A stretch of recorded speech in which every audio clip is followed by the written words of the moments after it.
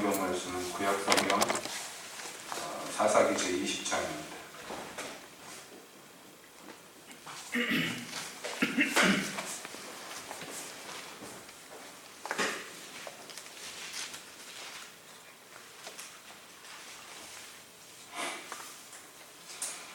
사사기 20장 1절부터 끝절인 48절까지 시간에 함께 보시겠습니다. 사사기 20장. 이에 모든 이스라엘 자손이 단에서부터 브엘세바까지와 길라 땅에서 나왔는데 그 회중이 일제히 미스바에서 여호와 앞에 모였으니 온 백성의 어른 곧 이스라엘 모든 지파의 어른들은 하나님 백성의 종에 섰고 칼을 베는 보병은 40만이었으며 이스라엘 자손의 미스바에 올라간 것을 베냐민 자손이 들었다. 이스라엘 자손이 가로되 이 악한 일의 정형을 우리에게 구하라. 레위 사람 곧 죽임을 당한 여인의 남편이 대답하여 가로되 내가 내 첩으로 더불어 베냐민에 속한 기브아에 유숙하러 갔더니 기브아 사람들이 나를 치러 일어나서 밤에 나의 우거한 집을 에워싸고 나를 죽이려 하고 내 첩을 욕보여서 그로 죽게 한지라. 내가 내 첩의 시체를 취하여 쪼개어 이스라엘 기업의 온 땅에 보내었노니 이는 그들이 이스라엘 중에서 음행과 망령된 일을 행하였음을 인하미로라. 이스라엘 자손들아, 너희가 다 여기 있은즉 너희의 의견과 방책을 낼지니라. 모든 백성이 일제히 일어나며 가로되 우리가 하나라도 자기 장막으로 돌아가지 아니하며 하나라도 자기 집으로 돌아가지 아니하고 우리가 기브아 사람에게 이렇게 행하리니 곧 제비 뽑아서 그들을 치되 우리가 이스라엘 모든 지파 중에서 100에 10, 1000에 100, 만에 1000을 취하고 그 백성을 위하여 양식을 예비하고 그들로 베냐민의 기브아에 가서 그 무리에 이스라엘 중에서 망령된 일을 행한 대로 징계하게 하리라 하니라. 이와 같이 이스라엘 모든 사람이 하나같이 합심하여 그 성읍을 치려고 모였더라. 이스라엘 지파들이 베냐민 온 지파의 사람들을 보내어 두루 행하며 이르기를 너희 중에서 생긴 이 악이 어찌니요. 그런즉 이제 기브아 사람 곧 그 비류를 우리에게 붙여서 우리로 죽여 이스라엘 중에 악을 제하여 버리게 하라. 베냐민 자손이 그 형제 이스라엘 자손의 말을 듣지 아니하고 도리어 각 성읍에서 기브아에 모이고 나가서 이스라엘 자손과 싸우고자 하니 그때의 성읍들에서 나온 베냐민 자손의 수는 칼을 빼는 자가 모두 26,000이요 그 외에 기브아 거민 중 택한 자가 700인데 이 모든 백성 중에서 택한 700명은 다 왼손잡이라. 물매로 돌을 던지면 호리도 틀림이 없는 자다. 베냐민 자손 외에 이스라엘 사람의 칼을 빼는 자의 수는 40만 명이니 다 전사라. 이스라엘 자손이 일어나 베델에 올라가서 하나님께 묻자가 가로되 우리 중에 누가 먼저 올라가서 베냐민 자손과 싸우리까? 여호와께서 가라사대 유다가 먼저 일지니라. 이스라엘 자손이 아침에 일어나 기브아를 대하여 진은치니라. 이스라엘 사람들이 나가서 항우를 버리고 거기서 그들과 싸우고자 하며 베냐민 자손이 기브아에서 나와서 당일에 이스라엘 사람 22,000을 땅에 엎드려드렸으나 이스라엘 사람들이 스스로 용기를 내어 첫날 항우를 벌였던 곳에 다시 항우를 벌이니라. 이스라엘 자손이 올라가서 여호와 앞에서 점을 들어 울며 여호와께 묻자가 가로되 내가 다시 나아가서 나의 형제 베냐민 자손과 싸우리니까? 여호와께서 가라사대 올라가서 치라 하시니라. 그 이튿날에 이스라엘 자손이 베냐민 자손을 치러 나아가매 베냐민도 그 이튿날에 기브아에서 그들을 치러 나와서 다시 이스라엘 자손 18,000을 땅에 엎드려드렸으니 다 칼을 베는 자였다. 이에 온 이스라엘 자손 모든 백성이 올라가서 베델에 이르러 울며 거기서 여호와 앞에 앉고 그날이 저물 들어 금식하고 번제와 화목제를 여호와 앞에 드리고 여호와께 물으리라. 그때에는 하나님의 언약궤가 거기 있고 아론의 손자 엘라살의 아들 비느하스가 그 앞에 모셨다. 이스라엘 자손이 묻자오되 내가 다시 나가 나의 형제 베냐민 자손과 싸우리까 말리까? 여호와께서 가라사대 올라가라. 내일은 내가 그를 네 손에 붙이리라. 이스라엘이 기브아 사면의 군사를 매복하니라. 이스라엘 자손이 제3일에 베냐민 자손에게로 치러 올라가서 전과 같이 기브아를 대하여 항우를 벌이매 베냐민 자손이 나와서 백성을 맞더니 꾀임에 빠져 성읍을 떠났더라.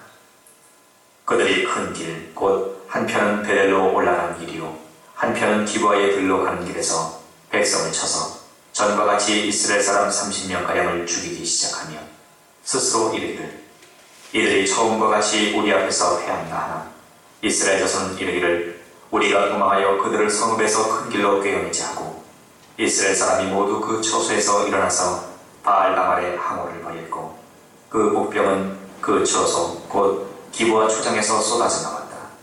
온 이스라엘 사람 중에서 택한 사람 1만이 기브아에 이르러 치매 싸움이 심히 맹렬하나 베냐민 사람은 화가 자기에게 미친 줄을 알지 못하였다. 여호와께서 이스라엘 앞에서 베냐민을 쳐서 파하게 하시매 당일에 이스라엘 자손이 베냐민 사람 25,100을 죽였으니 다 칼을 빼는 자리였다.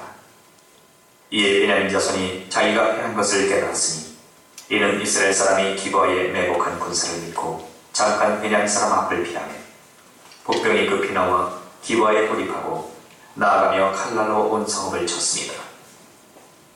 처음에 이스라엘 사람과 복병 사이에 상략하기를 성읍에서 큰 연기가 치미는 것으로 군호를 삼지 하고 이스라엘 사람은 싸우다가 물러가고 베냐민 사람은 이스라엘 사람 30명가량을 쳐 죽이기를 시작하며 이르기를 이들이 정녕 처음 싸움같이 우리에게 패한다 하다가 연기 구름이 기둥같이 성읍 가운데서 일어날 때에 베냐민 사람이 돌아보매 온 성읍의 연기가 하늘에 닿았고 이스라엘 사람은 돌이키는지라. 베냐민 사람이 화가 자기에게 미친 것을 보고 심히 놀라 이스라엘 사람 앞에서 몸을 돌이켜 광야길로 향하였으나 군사가 급히 추격하며 각 성읍에서 나온 자를 그 가운데서 진멸하니라. 그들이 베냐민 사람을 에워쌌더니 기브아 앞 동편까지 쫓으며 그 쉬는 곳에서 짓밟음에 베냐민 중에서 엎드러진 자가 18,000이니 다 용사더라. 그들이 몸을 돌이켜 광야로 도망하여 리몬 화위에 이르는 큰 길에서 이스라엘이 또 5,000명을 이삭주표 타고 또 급히 따라 기돔에 이르러 또 2,000명을 죽였으니 이날에 베냐민의 칼을 빼는 자에 엎드러진 것이 모두 25,000이니 다 용사더라. 베냐민 600명이 돌이켜 광야로 도망하여 리몬 바위에 이르러 거기서 넉 달을 지내었더라. 이스라엘 사람이 베냐민 자손에게로 돌아와서 온 성읍과 가축과 만나는 자를 다 칼날로 치고 닥치는 성읍마다 다 불살랐더라. 아멘. 하나님, 이 시간에 주의 말씀 듣기를 원하오니 저희 중에 오셔서 말씀하여 주시옵소서. 예수님의 이름으로 기도합니다. 아멘. 사사기 19장부터 시작되어서 21장까지 끝나는 이 마지막 사사기의 에피소드를 우리가 함께 보고 있습니다. 사사기에서는 대부분의 사건들이 사사가 중심이 되어서 나타나는데요. 마지막에 기록된 이 두 가지 사건, 앞에 나오는 미가의 집에서 일어난 희한 야릇한 우상 숭배와 그리고 이제 우리가 19장부터 함께 보고 있는 이 기브아 사람들의 악행과 그로 말미암아 전쟁이 벌어진 내전 상황, 우리가 이것을 보는데요. 이 두 사건에는 사사가 등장하지 않습니다.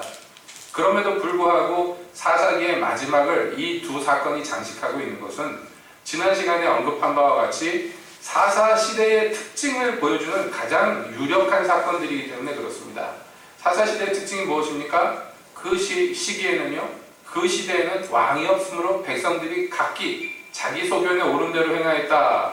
이렇게 기록되어 있는 그 당시의 상황을 우리에게 잘 보여주는 사건이란 말이죠.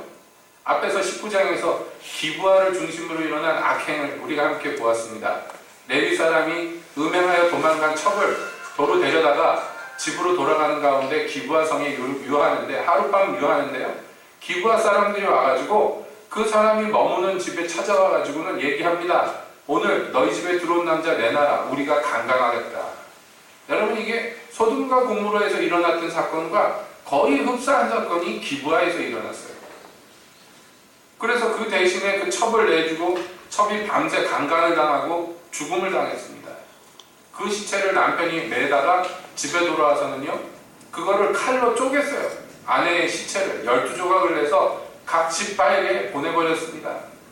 그래서 사람들이 충격을 받았어요. 이게 웬 엽기적인 사건이냐, 시체 덩어리를 우리한테 왜 보냈느냐 해가지고 온 나라 사람들이, 민족이 다 놀라가지고 지금 모여든 사건이 20장부터 시작입니다.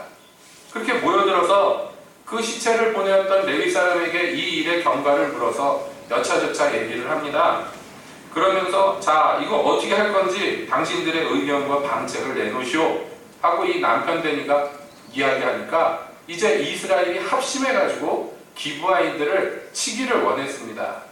그래서 그 다음부터 일이 착착 진행되는데요. 11조를 걷어가지고 그것으로서 군량미를 삼고 그리고 이 군대가 진격해 나갑니다. 40만의 군대가 진격해 나가는데 이 작은 숫자가 아니죠. 40만이면 어마어마한 군대입니다. 요즘에도 어마어마하죠. 우리나라 지금 육군이 몇 명이죠? 예? 60만인가요? 예? 전군이 60만인가요? 육해공군 다 합쳐서? 지금 우리나라 인구가 5천만인데도 여러분 60만 군대면은 전 세계적으로 볼 때 비율을 따지면요 굉장히 군대 수가, 군인 수가 많은 나라입니다. 우리나라가. 이렇게 많은 나라가 드물죠. 예.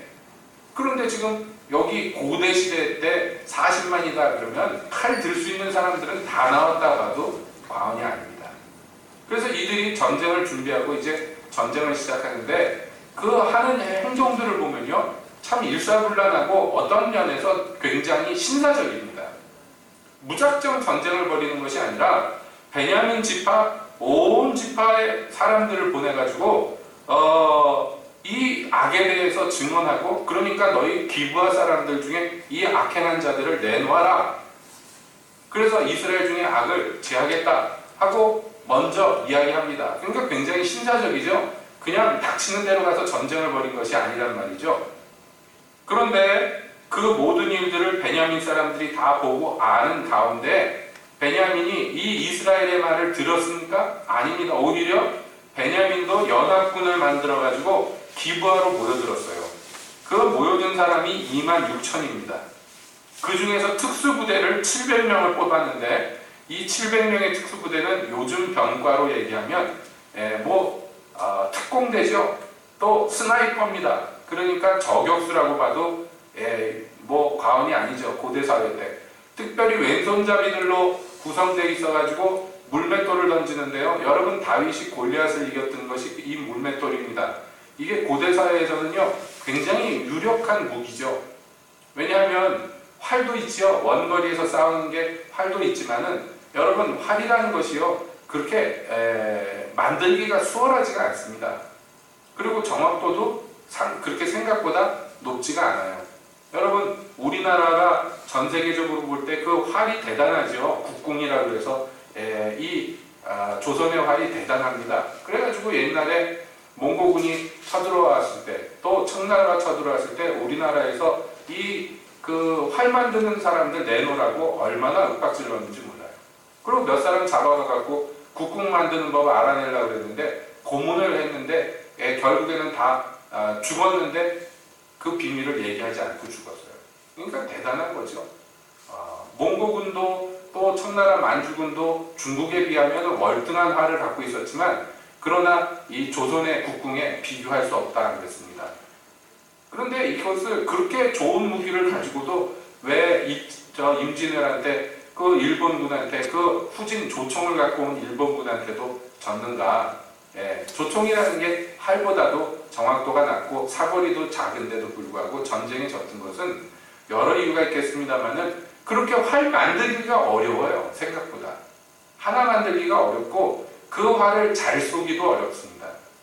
그러니까 우리나라 국궁에 여러분 들어보셨습니까? 애깃살이라고 해가지고 여타의 화살보다 한 3분의 1 정도 되는 화살을 쏘는 기술이 있었어요. 그래서 그건 보이지도 않고 사거리가 1km 이상 날아가가지고 이건 저격수입니다. 참 무서웠는데도 불구하고 전쟁에서 우리가 여러 차례 진 것은 이거 그렇게 만들기도 어렵고 기술자를 개발하기도 힘들고 한 여러 가지 이유가 있지요. 물소불로 만드는데 재료 공급도 힘들고 그에 반해서 고대 사회로 갈수록 이 활 만드는 기술이 그러니까 어려운 기술입니다. 그러니까 여기 고대 사회에서 물맷돌을 잘 던지면요 기가 막히는 거죠. 돌멩이를 던져가지고 맞으면 한 방 맞으면 갑니다. 근데 이 700명이요 호리도 빗나감이 없는 명사수들이다. 그러니까 그걸 믿고 아마 전쟁을 시작했는지 몰라요. 근데 객관적으로 보면 40만 대 2만 6천이니까 이건 누가 봐도 40만이 이기는 전쟁이죠. 아마 이스라엘도 그렇게 생각했을 것입니다. 그러니까 진다는 것은 전혀 생각을 하지 않았어요. 그래서 전쟁 시작하기 전에 하나님께 물어보는데 베델에 올라가서 묻는데요. 사실 20장의 주제는 무엇이냐면 여기 베델에 올라가서 하나님께 묻는 장면이 3번 반복되는데 20장의 주제가 그것입니다. 전쟁은 사실은 그 배경이고요. 여기 성경에서 얘기하고 싶은 것은 뭐냐면, 말씀하고자 하는 것은요, 이 3번의 질문을 우리가 주목해 볼 필요가 있다는 것이에요. 이스라엘 연합군이 처음에 하나님께 묻습니다. 18절에 이렇게 묻습니다. 이스라엘 자손이 일어나 베델에 올라가서 하나님께 묻자와 가로되 우리 중에 누가 먼저 올라가서 베냐민 자손과 싸우리까? 여호와께서 가라사대 유다가 먼저일지니라. 이렇게 했어요. 그들이 하나님께 물었고 하나님이 응답하셨습니다. 그런데 그 결과가 어떻게 됐습니까? 졌어요. 예? 지금 또 일방적으로 져버렸습니다. 일방적으로. 그래가지고 베냐민 자손이요, 이스라엘 용사 2만 2천을 죽였어요. 그러니까 대단한 전과를 거둔 것이죠. 2만 6천 대 40만이 전쟁을 했는데 2만 6천이 이겼어요. 2만 6천이 이겼는데 거의 전사자가 없는 것으로 보여집니다. 왜냐하면 나중에 베냐민이 맨 마지막에 질 때 보니까요, 거반 다 죽었거든요, 이 용사들이. 그러니까 이 앞에 전투에서는 거의 피해를 보지 않고 일방적으로 이스라엘을 이긴 거예요. 그러니까 여러분, 이 대목이 오면 이상하지 않아요? 하나님께서 응답해 주신 대로 전쟁을 했는데 졌어. 이상하죠? 그래서 그 다음에 이스라엘 자손이요, 여호와 앞에 올라가가지고 저물도록 울었습니다. 그리고 하나님께 묻습니다. 내가 다시 나아가서 나의 형제 베냐민 자손과 싸우리까? 여호와께서 가라사대 올라가서 치라 그러셨어요. 지금 마음이 많이 꺾였습니다. 왜냐하면 첫 번째 질문에는요, 뭐라고 질문했냐면 싸울까요 말까요를 질문한 게 아니에요. 전쟁할 것을 이미 자기들이 다 결정했습니다. 이미 다 결정을 해놓고 그 다음에 하나님께 묻는 것은 누가 먼저 갈까요? 그걸 물어본 거예요. 그러니까 이때만 해도 하나님께 묻는다는 그 행위 자체가 사실은 요식행위에 불과합니다. 중요한 건 결정을 자기들이 다 지어놓고 그 다음에 어떻게 하는 게 더 효과적일까요? 이 정도 하나님께, 예? 이 정도를 물어보는 것이에요. 그러니까 하나님이 유다 지파부터 올라가라고 했는데 가자마자 깨졌어요. 그 다음에 울면서 물어보는데 말이 좀 달라지니까 내 형제 베냐민과 싸우리까? 하고 물어봅니다. 많이 겸손해졌죠? 하나님이 올라가서 싸우라. 그 다음에 싸우러 나갔는데 또 졌어요. 그래서 이번에 1만 8천 명이 죽었습니다.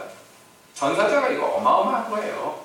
여러분, 쉽게 생각할 것이 아닙니다. 요즘 현대전에도요, 만 단위로 사람 죽는 경우가 별로 없어요. 현대전에서도. 이 고대전에서 이 정도 하루에 전사자가 나왔으면 굉장히 많은 피해를 본 것이에요.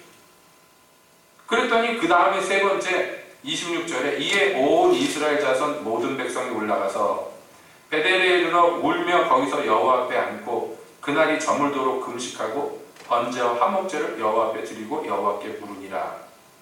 지금 뭐냐면 하나님께 물었다 하는 것은 이 세 가지가 똑같은데요, 마지막에 하나님께 여쭤보는 이 장면을 보면요, 이제서야 뭔가 제대로 된 격식이 차려지고 제대로 된 모양이 갖춰집니다.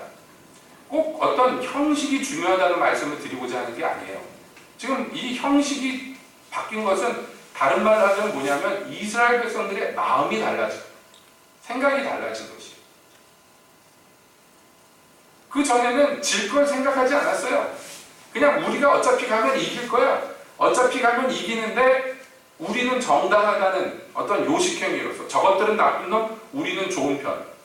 우리는 일방적으로 저놈들을 가서 벌하러 가는 사람들. 이 마음을 가지고 지금 이 전쟁에 임하였습니다. 그러니까 하나님께 묻는 자세 자체가 벌써 높은 곳에 앉아가지고 묻는 거예요. 근데 이제 완전히 코가 쭉 빠지고요, 이해할 수 없는 상황에 빠져든 거예요. 하나님이 분명히 가서 싸우라 그랬는데도 불구하고 하나님의 말씀을 듣고 갔음에도 불구하고 처참하게 패배를 2번이나 겪고 나니까 이제 뭔가 생각이 달라졌어요. 그래서 울며 금식하며 하나님께 제사를 드립니다. 하나님께 제사를 지내는데 그 제사라는 의식, 그 의식은 어떤 것입니까? 예? 여기 번제와 화목제라는 것은요, 다시 말하자면 자기들도 죄인의 입장에서 하나님께 나가는 거예요. 그 전까지는요, 베냐민만 죄인이라고 생각했어요. 기부한 놈들만 죄인이라고 생각했어요. 자기들은 옳고 정당하다고 생각했습니다. 근데 이제 입장이 달라졌어요. 똑같이 겸비한 상태로 떨어졌습니다. 하나님께 죄를 구하고 하나님께 화목을 청하는 예배로서 하나님께 나가요. 하나님과의 관계가 뭔가 잘못됐다는 것을 느낀 것이에요. 자기들이 하나님과의 관계부터 바로 잡아야 된다는 것을 깨달은 것입니다. 그 울며 금식하며 번제와 화목제를 드리고 하나님께 나아갑니다. 그 전에는요, 이렇게 하지 않았어요. 여러분, 그 바로 앞서서도 울면서 하나님께 물어봤지만 운다고 다 우는 게 아닙니다. 운다고 그 눈물이 다 같이 있는 게 아니에요.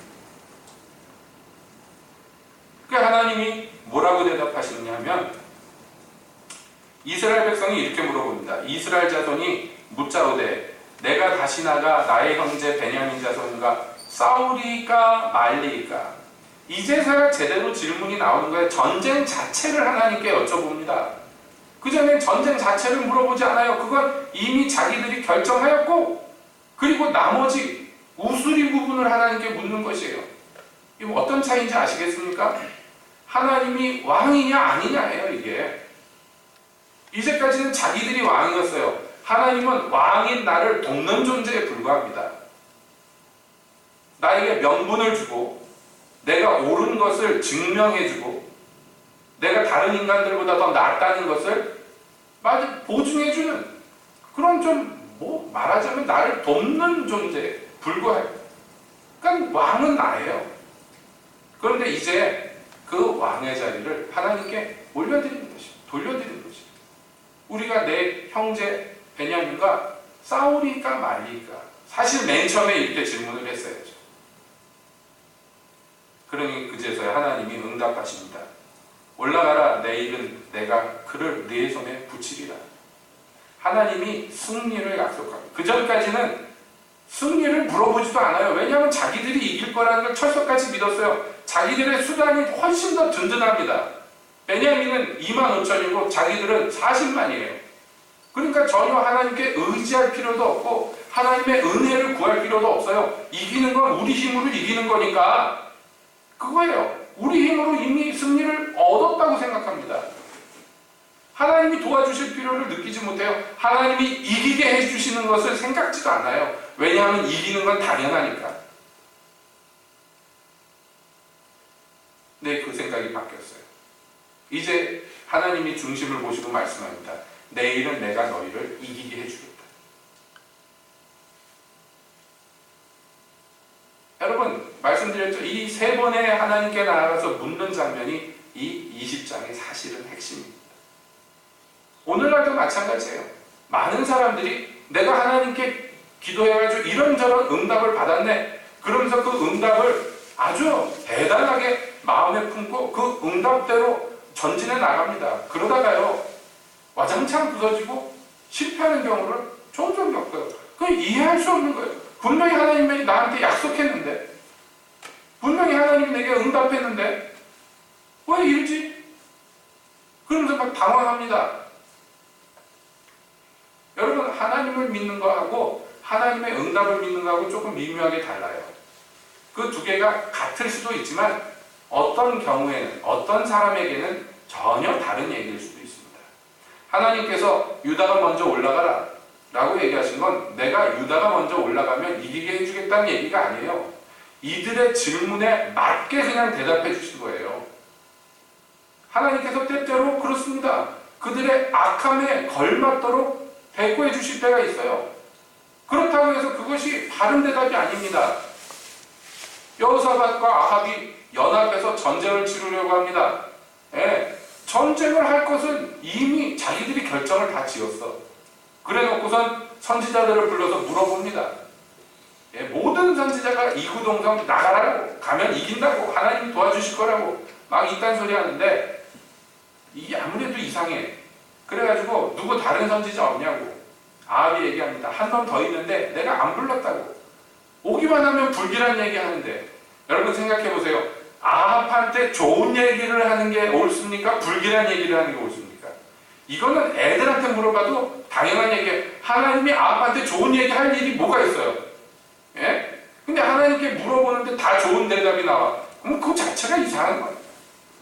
그러니까 한 사람만 맨날 불길한 얘기해. 그래서 안 불렀다는 거예요. 안 부른 놈도 기가 막히는 것이고요. 와서 좋은 얘기하는 놈도 기가 막히는 거예요. 예? 하나님이 그냥 내버려뒀어요. 하고 싶은 대로 하라고 그냥.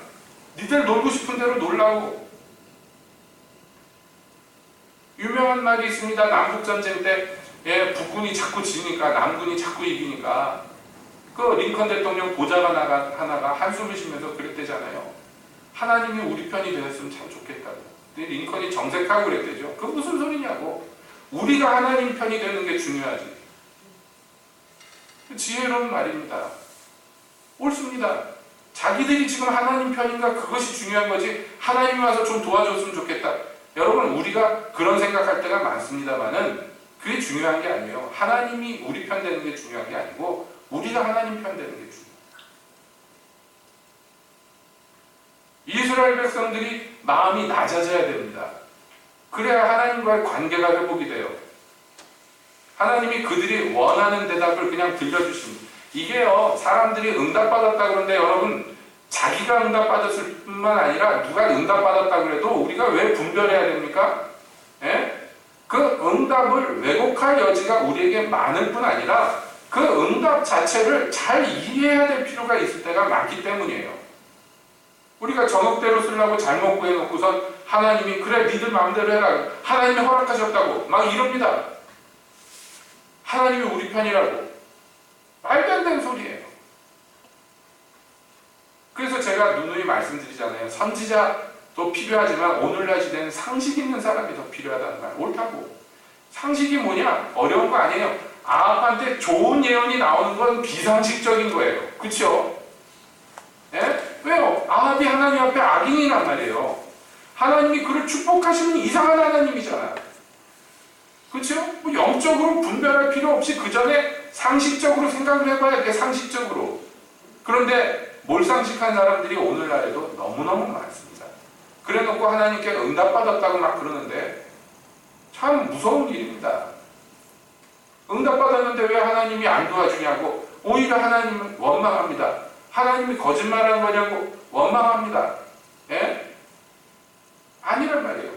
이 두 번째 백성들이 울면서 하나님께 기도한 거 마음이 낮아져서 그런 거 아니에요. 분하고 원통해서 그런 거예요. 하나님이 유다 먼저 올라가라고 그랬지 않냐고. 그런데 그 말대로 했는데 왜 졌냐고. 그 마음에 분하고 원통한. 세 번째 돼서야 뭔가 지금 우리에게 문제가 있구나. 그걸 느끼는 거예요. 뭔가 우리에게 문제가 있구나. 그제서야 겸손하게 나아가서 제사부터 지내는 거예요. 하나님께 경배하고 예배하고 낮아져서. 여러분 봅시다. 사사기에서 말하고자 하는 것은요, 기브아 사람들이 나쁘다 이 얘기가 아니에요. 물론 나쁩니다. 기브아 사람들이 나쁩니다. 그래서 호세아서에서는 너희가 기브아 시대와 같이 지금 타락했다고 얘기합니다. 너희가 기브아의 때부터 지금까지 내게 범죄했다고 하나님이 말씀합니다. 이 기브아에 일어난 일은 하나님도 굉장히 중요하게 보시는 악행이에요. 소돔 고모라 같은 짓이에요. 그런데 회개도 하지 않잖아요. 회개할 기회가 있었어요. 이스라엘이 가가지고 기회를 줬습니다. 그런가 회개하지 않고요, 더 강팍하게 오히려 이스라엘과 대적하러 나왔습니다. 그러니까 이스라엘군과 기브아에 모인 베냐민 지파와 비교해보자면 누가 악당이에요? 예? 베냐민 사람들이 나쁜 거예요. 이건 객관적으로 볼 때 당연한 사실입니다. 그렇다고 해서 베냐민에 있는 이 기브아 사람들이 악하다고 해서 이스라엘이 정당한 것은 아니란 말이에요. 상대적으로 봐서 이스라엘이 훨씬 더 선량하고 신사적이고 바른 사람들입니다. 기브아에 비하자면 그런 거예요. 그러나 하나님 입장에서 보자면요, 이 인간들이 다 하나님을 왕으로 섬기지 않기는 마찬가지예요. 이걸 깨달아야 돼요. 오늘날도 종종 교회에서요, 자기가 의롭다고 생각하는 사람들, 정의의 용사들이 막 일어납니다. 그래요. 더 오를 수 있어요. 실제로. 그 사람들이 오를 수 있고 저쪽 반대쪽이 더 악할 수 있습니다. 사실 그렇습니다. 그럴 수 있을 경우가 많습니다. 그러나 그건 우리 인간의 입장에서 본 것이고요. 하나님의 눈으로 먼저 이 사태를 봐야 돼요. 하나님 앞에서. 예? 우리 하나님 앞에서 봐야 돼요. 사도 바울도 얘기합니다. 그래 너희가 아볼로당, 바울당, 게바당 막 나눠지는데 그래서 서로 막 싸우는데 그래 너희가 그렇게 싸우다 보면 누가 더 옳은지 누가 더 그른지 드러날 것이다. 근데 그게 뭐가 중요해? 그게 뭐가 중요해? 다 하나님과의 관계가 어그러져 있는데 다 육신에 속해 있는데 뭐가 더 중요해요? 네? 여러분 그 당 중에서 제일 정당한 당이 어떤 당이에요? 그리스도 당이 제일 정당하잖아요. 그렇죠? 바울에게 속하였다, 게바에게 속하였다, 아볼로에게 속하였다 하는 것들에 비하면 나는 그리스도에게 속하였다 하는 게 훨씬 더 정당합니다. 그러나 한 몸 된 그리스도의 몸을 찢어 발기고 서로 옳다고 주장하는 것이 그러면 옳으냐? 너희가 그렇게 다투고 당을 나누는 거 보니 너희는 그냥 육신에 속한 자. 그리스도 안에서 젖먹이들이라고. 전부 상태가 그런 거예요. 하나님의 입장에서 보자면. 양비론을 얘기하고자 하는 것이 아닙니다. 우리가 어떤 사태에 무슨 일을 직면하든지 간에 자기 생각 판단을 내세우기 앞서서 항상 주님 앞에서 겸비하게 나아가야 돼요. 우리는 항상 주님의 은혜가 필요하고 도우심이 필요한 거예요. 나는 의인이니까 당연히 하나님이 나를 도우시고 저것들은 악인이니까 당연히 하나님께서 심판하실 거다 하지 마세요.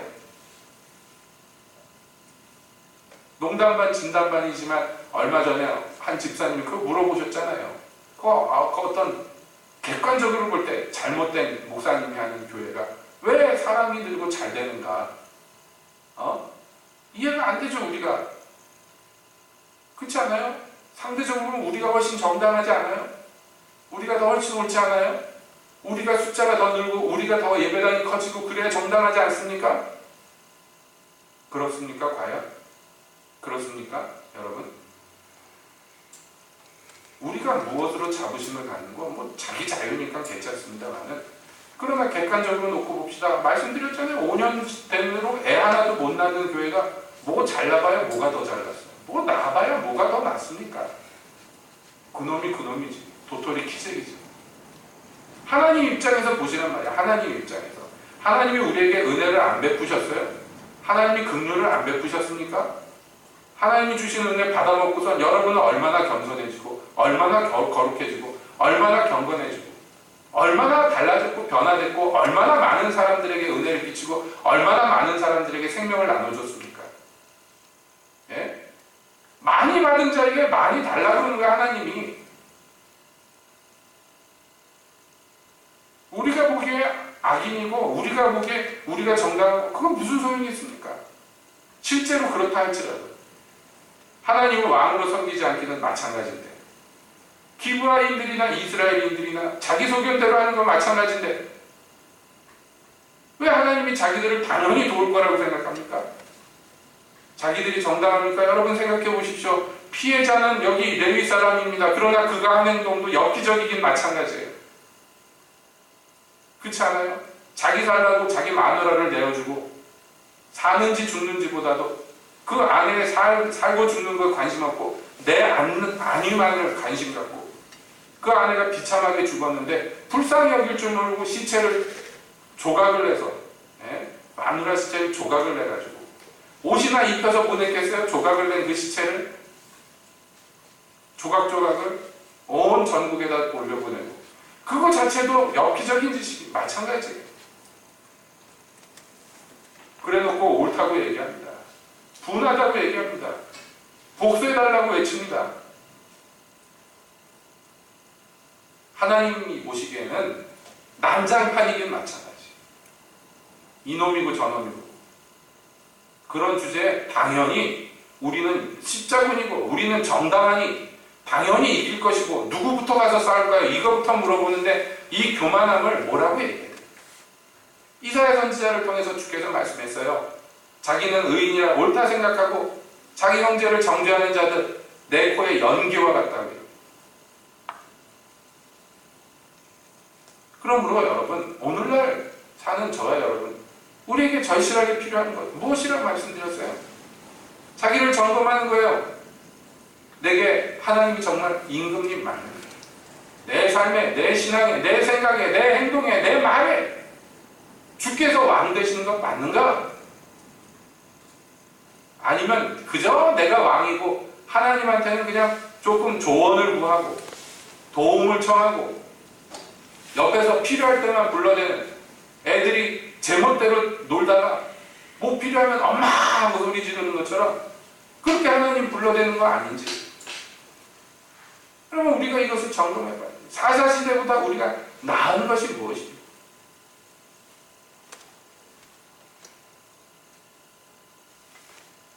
그러므로 왕이 있어야 돼요. 여러분, 왕이 있어야 돼요. 왕이라는 것은 우리가 일방적으로 숭배하는 대상, 그 이상입니다. 성경은 얘기합니다. 묵시가 없으므로 백성이 방자히 행한다. 무슨 말씀이냐면 하나님께서 말씀해 주시는 것, 하나님께서 계시해 주시는 것, 그게 없어지면요 제 멋대로 군다는 거예요. 백성들이 설사 하나님 백성 맞고 하나님이 주신 가나안 땅에 유업으로 그 가나안 땅을 받아서 거기에서 사는 하나님 언약의 백성이 맞다 할지라도 여러분, 사사시대의 특징은 방자한 것입니다.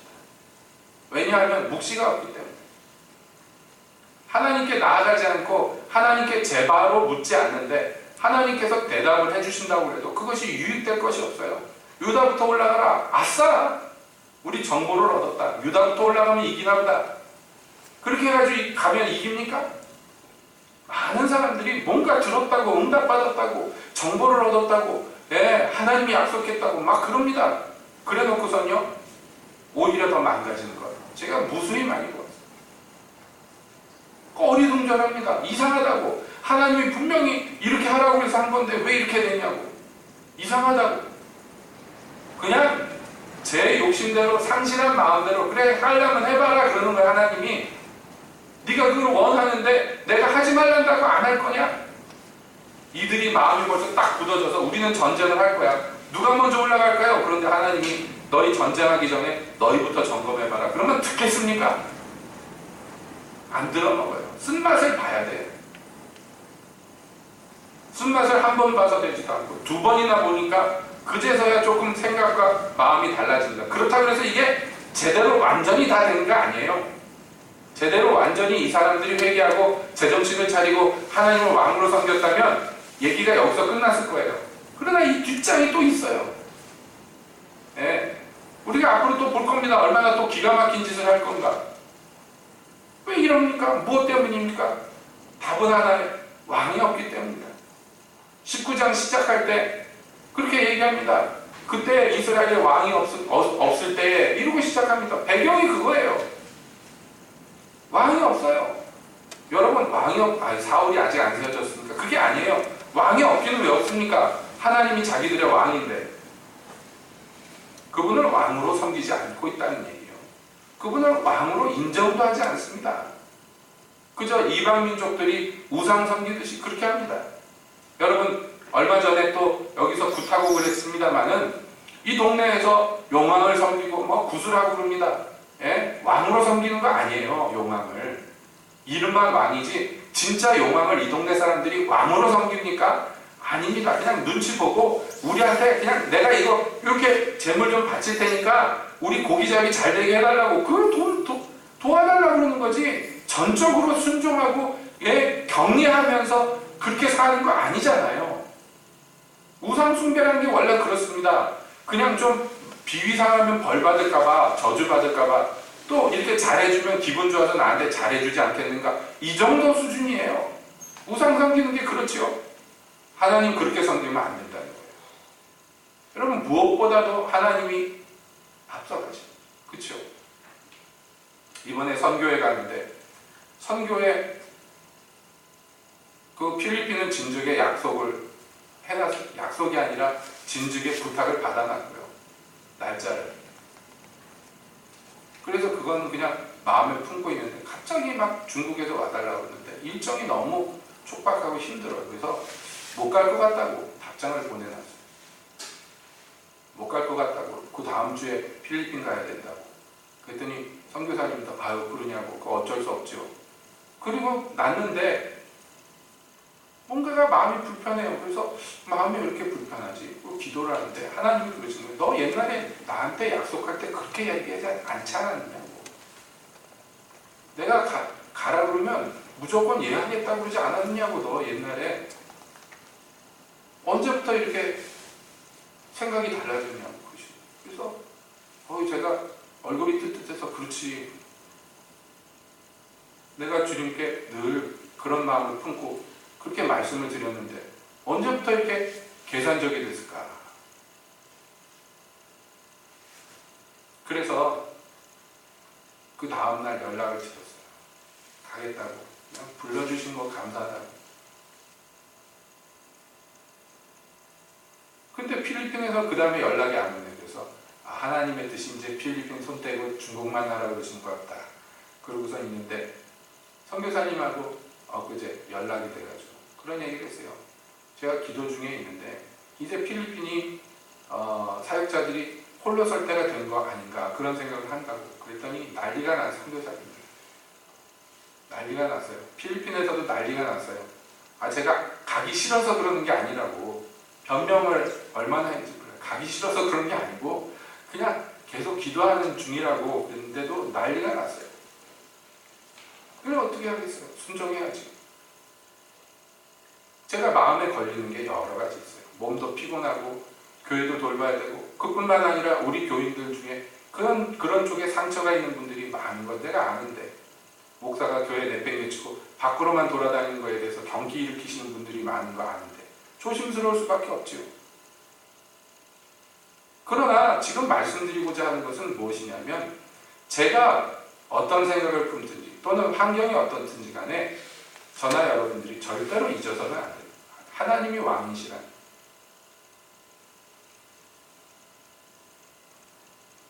제가 그런 마음을, 그런 생각을 잠시 놓았더라고요. 그게 참 하나님 앞에서 회개하고 순복하기로 했습니다. 순종하기로 했습니다. 그랬더니 하나님이요 또 나름대로 여러 가지로 또 은혜를 주십니다. 여러분, 이것은 제가 한 예를 든 것 뿐입니다. 여러분, 우리가 살면서 결정해야 되는 것들이 순간순간 얼마나 많고 순종해야 될 일들이 또 살면서 얼마나 많습니까? 근데요, 의외로 짐짓 무시하고 살 때가 또 많아요. 주님께서 이렇게 해야 되지 않겠는가? 그런데 이건 이래서 안 되고 저건 저래서 안 되고 내 마음에 이미 결정을 다 지어놨어요. 언제 순종합니까? 내 마음에 결정하고 주님이 말씀한 거하고 딱 맞아떨어질 때만 순종이에요. 그건 순종이 아닙니다. 그냥 하는 거지. 제 마음대로 하는 거지. 기뻐서 합니다. 내가 마음에 생각한 거 하나님 말씀하신 거하고 똑같다고. 참 감사하죠. 그것만 해도. 그러나 때때로 하나님의 말씀과 내 생각과 다를 때가 많잖아요. 어렵지 않습니다. 왕으로 주를 섬기는지 안 섬기는지는 그때 나는 어떤 말씀을 순종해서 따라가는가. 여러분, 그것이 누구를 왕으로 섬기는가를 분명하게 보여줍니다. 변명의 여지가 없어요. 오전 시간에 우리가 누가복음의 말씀을 보았습니다마는 천한 계집종이요 주의 말씀대로 이루어지리라. 여러분, 마리아가 그렇게 한 게 귀하고 귀한 거예요. 주께서 그러니 이 천한 계집종의 목소리를 들으시고 응답하셨도다. 기뻐서 성령에 충만해서 노래할 수 있는 자격이 생기는 거예요. 성령이 임하시고 그 권능이 덮일 때 여러분, 누구에게 그런 일들이 일어났냐면 자기를 낮추고 겸비하여서 천한 계집종이요 주의 뜻이 이루어지이다 하는 사람, 고집 부리지 않는 사람, 강팍하지 않는 사람들, 불순종하지 않는 사람들, 그 사람들에게 주의 뜻이 이루어지는 것이에요. 주의 뜻이 이루어지는 것이에요. 저는 우리 가운데에서 주님의 뜻이 이루어지기를 원합니다. 우리 가운데에서 잉태하는 태와 젖먹이는 젖이 있기를 원합니다. 정말로 바랍니다. 선교지에서는 일어나는데 왜 한국에서는 안 일어나는가? 참 궁금합니다. 안타깝습니다. 예전에 우리 한국에서도 많이 일어났어요.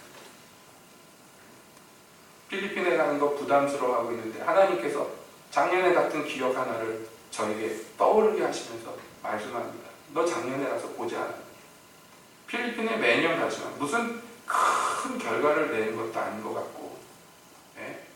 뭐 가서 많은 일들이 일어나는 것 같지도 않고 아니다는 거예요. 주님 말씀. 그러면서 작년에 한 아이의 얼굴 제게 보여주십니다. 재작년에 갔을 때 귀신 들려가지고 막 버둥거리고 난리를 쳐가지고 귀신을 귀신 쫓아내고 났는데도 여러분 귀신 나간 다음에 즉시로 회복되는 사람이 있고요. 그렇지 않고 오히려 더 시험에 들고 낙심하는 사람이 있어요. 귀신 쫓아내고 나서 그 청소년 아이가 낙심이 돼가지고 왜 나한테는 이런 일이 일어날까요? 사람들 앞에서 버둥거리고 막 헛소리하고 거품 물고 쓰러져서 경련이 일으키고 애들이 다 놀래서 쳐다보고 그러는 거, 자기가 봤으면 자존심도 상하고 상처도 되잖아요. 나한테 왜 이런 일이 일어날까? 그러면서 하나님 원망하고 슬퍼하는데 그걸 위로해주고 하나님을 계속 의지하라고, 하나님만 구하라고 그렇게 위로해주고 왔는데, 그 다음에 작년에 갔는데요.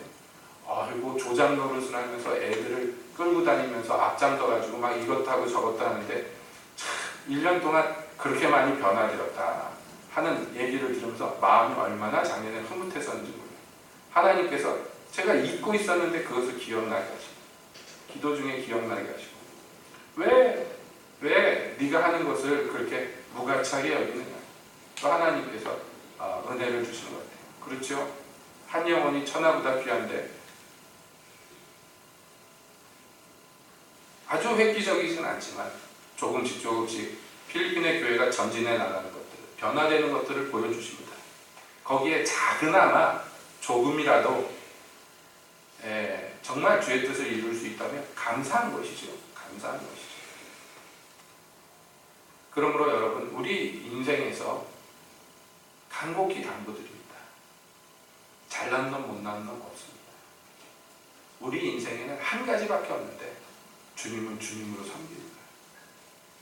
우리가 주여 주여 입으로만 하지 않고 정말로 그분을 주님으로 섬겨서, 그래서 마지막 때 주님 앞에서 부끄러움 당치 않는가, 부끄러움을 당하는가, 이것이 중요한 것 같습니다.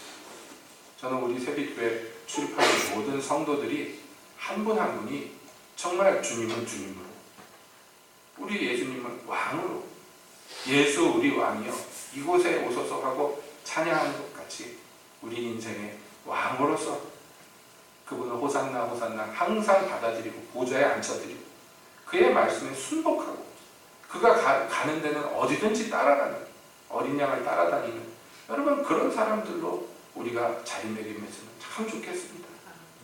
주님이 그렇게 은혜 베푸시기를 정말 간절히 원합니다. 이스라엘 사람들의 마음이 변하는 것 같이 우리의 마음을 낮추시고 생각을 바꿔주시고 겸비하여서 주님께 번제와 화목제로 자기를 거룩한 산제물로 드리면서 그게 주님 앞에 나아가서 겸비하게 묻고 응답받은 대로 순종하는 저와 여러분 되시길 예수님의 이름으로 축복드립니다. 기도하겠습니다.